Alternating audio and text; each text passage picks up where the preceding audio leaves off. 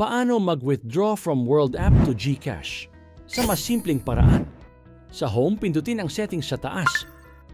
Hanapin ang contacts. Kung hindi mo pa nailalagay ang iyong mobile number, itap ang add phone number.